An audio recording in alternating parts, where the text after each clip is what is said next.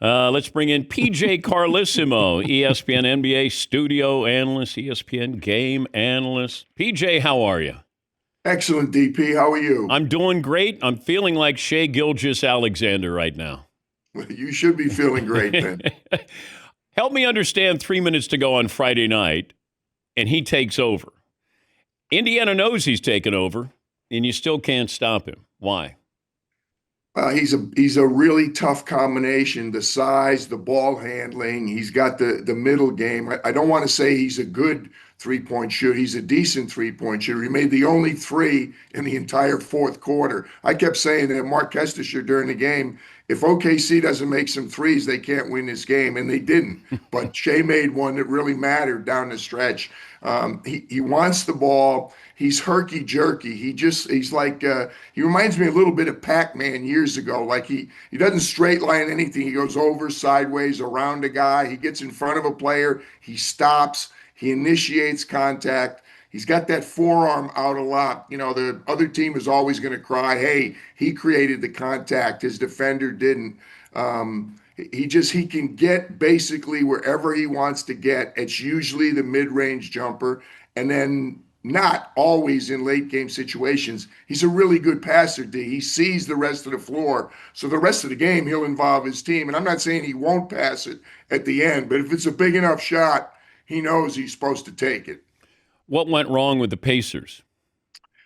Rick Carlisle used the word stat, which was interesting because obviously lead by 7 points after 3 quarters. And not that there's always a correlation, but in the first 3 games, they owned the fourth quarter. They were the best fourth quarter team in the first 3 games of the playoffs. So you're sitting there between the third and fourth quarter and thinking, boy, Indiana is in really good shape. I thought one thing happened that kind of got lost in the shuffle on the OKC side. Chet Holmgren and Alex Caruso scored the first 9 points. Like it went from 87-80 to 89-89, and it was all Alex Caruso and Chet Holmgren. Chet had 6. AC had 3, and boom, like right away, this big advantage, it was gone. So now we're starting all over. It's an even game.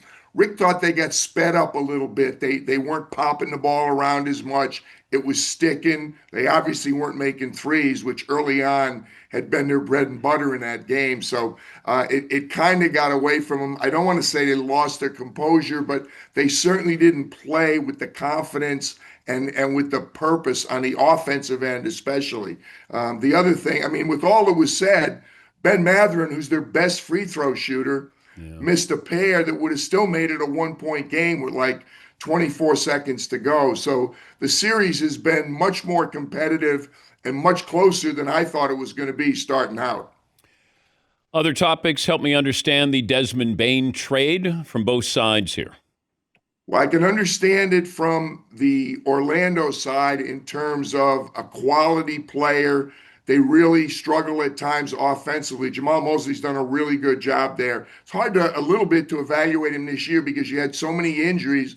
Paolo had a great year. Wagner was out a lot, both Wagner. So the team is closer than a lot of people realize. Orlando's kind of poised to make a run in the Eastern Conference, particularly with who knows what's going to happen with the Celtics. I don't think the coaching is necessarily the absolute key. You know, I'm biased about that, but I think the Knicks are going to be okay regardless of what they do. I don't think they're going to be as good as they were with Tibbs coaching, but I think it's a good time to make a move in the East so I can understand what Orlando's thinking. But boy, they gave up a lot. They really gave up a lot. I'm not KCP. The jury's out on. Loved him in Denver, liked him in LA. He had a really tough year. Is he too old? Is he on the downside? I don't know. I still think there's something there. Greg Anthony's son's a very good player and a slew of draft picks. So I thought they gave up a lot, but they got a really special player back. Desmond Bane is a big-time shooter. He's a strong physical guard. He's a very willing defender. I mean, he's a good defender. So I think they got a heck of a player that can really help them advance in the East. But, boy, they gave up a ton. PJ Carlesimo, former NBA coach, an analyst for the Mothership. He'll be covering the NBA Finals. You mentioned the Knicks. What are the Knicks doing? They don't know, DP. There's no way we could know. They have no idea themselves what they're doing. So I just don't understand it. Conventional logic, which doesn't really concern me, is you don't fire a guy who's as talented a coach as Tibbs. You can say whatever you want about managing the bench and, they didn't get as far as on. You look at what they've done in the last 25 years, and his 4 years of putting them in the playoffs. They get to the Eastern Conference Finals. He's a proven winner. He was a big factor back in '08. Doc could be the first to tell you that when the Celtics won there. He's really a special coach. You get rid of a coach, and it doesn't seem like they had a plan. The Knicks, are still one of the 3 or 4, preeminent franchises in the league. You would think people, want to coach there despite, and I don't think it's always necessarily Leon. You just don't know with ownership how much there's interference there. Or I don't know who made this decision. It's easy for them to make it look like, well, the players weren't happy playing for Tibbs. You got a couple guys that have had the best year they've ever had in the NBA. So I don't think they're really thinking, I don't like playing for this guy. This has been good for me, and the team's been winning. Where they're going now, I don't know. The calling other teams to talk to their coaches that are there, and very good coaches. Okay, good. They pick good teams to call. Those guys are very good coaches. Why would you ever give permission for the Knicks to talk to the guy? I mean, I don't understand that. Any chance Rick Brunson takes over as the head coach of the Knicks?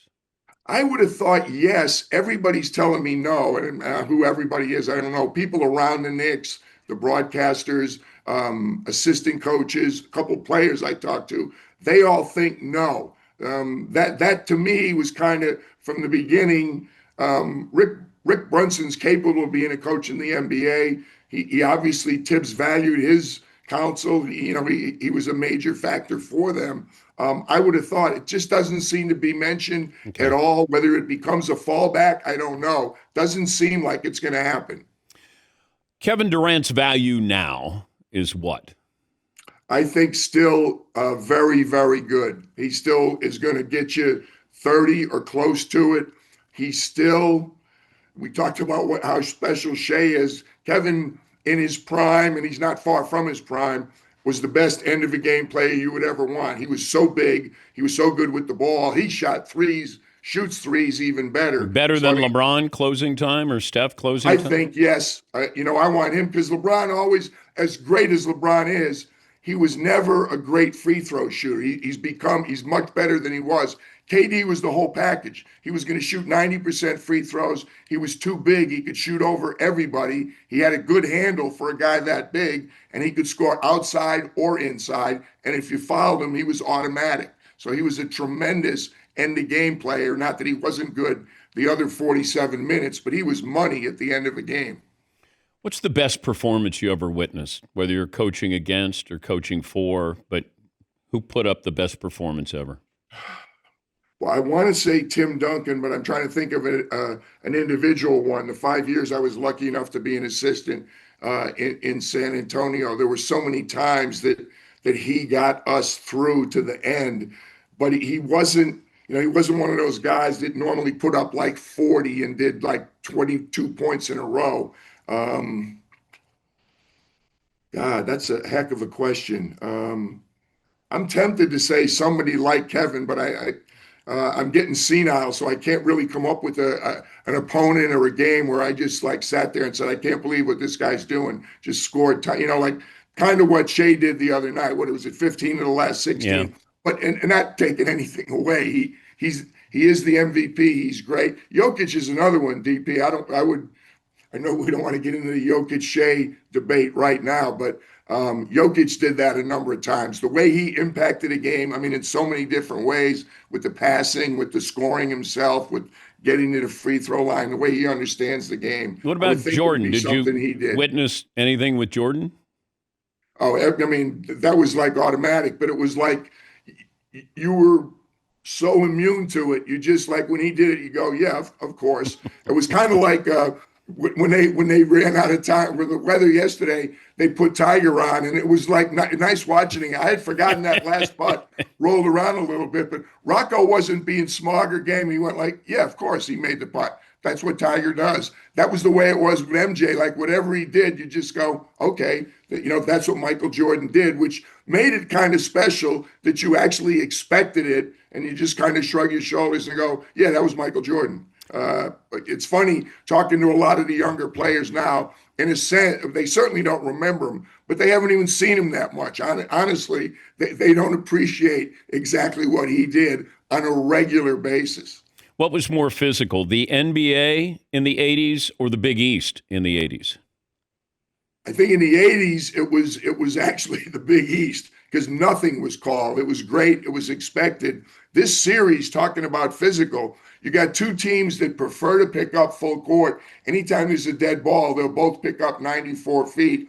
They have a lot of physical defenders. That's the way they defend. It's really hard to officiate this series because there's contact and there's guys laying on each other virtually every play. And when you go to the lane, it's very rare when somebody gets all the way to the basket without Holmgren or Miles Turner or a couple of these really good long athletes just challenging every shot. I really think the defense in this series is excellent. Yeah, but they're not fighting like you guys did in the 80s. That was just, it was just, I don't know whether Dave Gavitt had a meeting with the officials or what, but it was like, the funny part was, it was expected though. Like you didn't even look, like a guy would go through, get knocked down, he'd be up, he'd be bleeding. Nobody would say a word. It was like, okay, they foul us. That's the way it was. You know what it was like on a playground, DP, when you were young, and it was a game to 11 and it got to be 10-10. Well, you had to make a jump shot or something like that. Because if you went inside, guys just punched you, knocked you down. That was the way the Big East was. Only it was most of the possessions in the game. Great to talk to you. Save that voice for tonight. Sorry. I will, brother. Thank you, DP. Good seeing you. Great to see you, PJ. PJ Carlesimo, he'll be on the call tonight. It'll be Game 5, and that'll be on ESPN Radio. The tip-off is slated for 8:30 Eastern, ESPN Radio, and also on ABC.